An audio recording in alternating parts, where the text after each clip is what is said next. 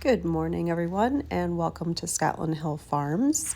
This video is going to be a little bit different. I got these like a mini greenhouse for Christmas that I had asked for. It's actually just off of Amazon. So I'm going to be putting that together, and hopefully it's sturdy enough. It was a little bit hard to put together. I will link what I got. It was a little bit hard to put together because where the metal rods go in, there were circles punched out actually on those plastic pieces there. However, they weren't punched all the way out. So they had like little shavings of plastic left, and it was hard to get them to go in and stay in. So I did have a little bit of difficulty getting this together. That definitely would have been something that could have been improved. It ended up working out, but it took me just a little bit to get it going. I had to kind of take some back out and figure out what I was going to do. And then as I did start to get it going, it did go a lot faster. Now this seemed pretty flimsy when I was putting it together, so I was a little bit nervous about that. However, once I got it fully finished and put the zip ties on it, it was much more sturdy. I wouldn't trust it with like anything heavier than plant starts on it, but it will work for this purpose. So there I am. I just am putting all the shelves on it. What I wasn't happy with is that it really didn't come with anything to secure the shelves. So I actually had my own zip ties and I put those all on. And once those were on, it was much more sturdy. As you can see, it was pretty light and easy to move. I think once I got it going, it only took me like a half an hour to put it together. It did come with this greenhouse like cover that you can put on it. I really didn't feel the need to use that. We usually keep our house about 69 to 70 degrees, and I find that that works fine. So I'm just going to put that aside. So I just put this in place. I think this is where I'm going to keep it. You saw me move it, very light and easy to move. Once it was together, it seems like it'll be sturdy enough. I mean, it is what it is. It's what we paid for it. I did just put the grow lights on. So I have grow lights. It's gonna be hard to see. Oh, the light is gonna be bad right there. And these on the bottom of each shelf. Let me see if I can. So these are supposed to help plant starts grow. So I've got 4 shelves of those. This year I decided that I wanted to try growing my own onions from seed. I had watched some YouTube videos on it and it seems to work for people. I have not had good luck lately growing them from already started the little bulbs. They don't grow very big. I don't know.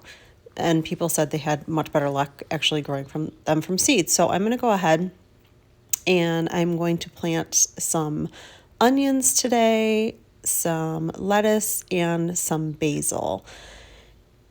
I know they had to start pretty early, so I'm getting a head start on those. So I'm just filling up these seed trays. I think this was a pack of 10 of them, and I got those off Amazon. I can link that down below if anyone's interested.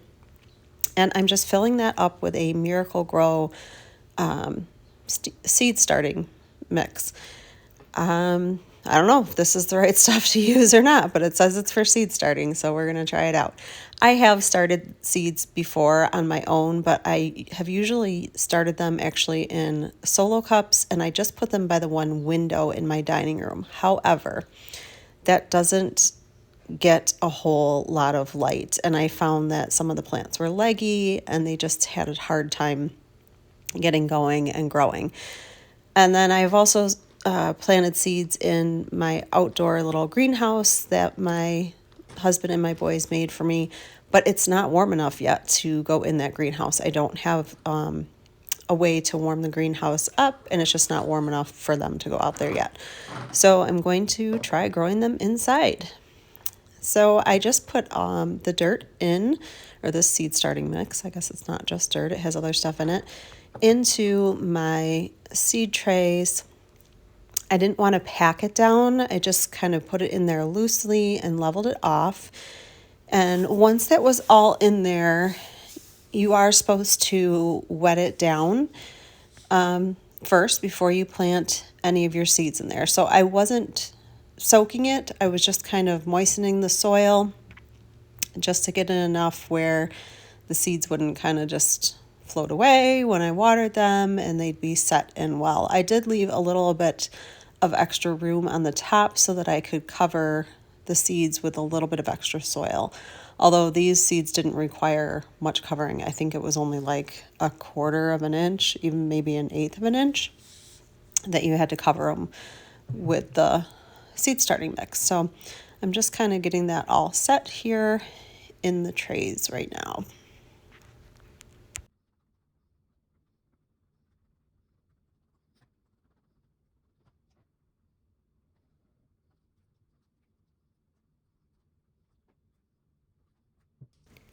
These are the onions that I decided to grow. I got these from Haas Tools, just online, and they were yellow sweet Spanish Utah onion.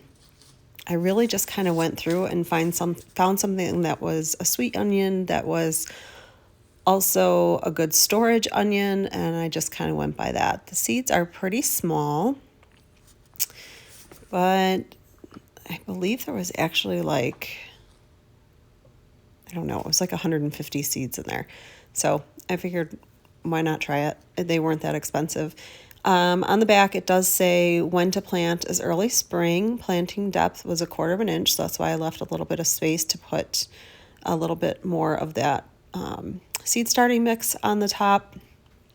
And then it says days to maturity, 115 days, which is why I did want to start them out early, because usually you harvest onions by about the middle of July. So I wanted to get these started. I figured I could thin them if I needed, and I was putting in about three seeds per cell, I think is what I figured out. And I think some of them had 4 in it. This is a 72 seed. Yes, a 72 seed tray, I believe. So actually, yeah. Anyway, there was a few extra, so some of them got 4 in there. Anyway, that's a lot of onions if they all grow. I don't think that they will all grow. Like I said, this is kind of an experiment, so we'll see how it goes this year. And if it doesn't work, I can always buy the little already started onion bulbs and just try it again this year. So we'll see how this works out. So I'm just going to put a little bit more of that seed starting mix over the top just to cover those seeds. I'm trying not to move them around too much because I want them to stay in place. So I'm really just barely covering them. Like I said, it's about 1/4 of an inch that you're supposed to cover them with.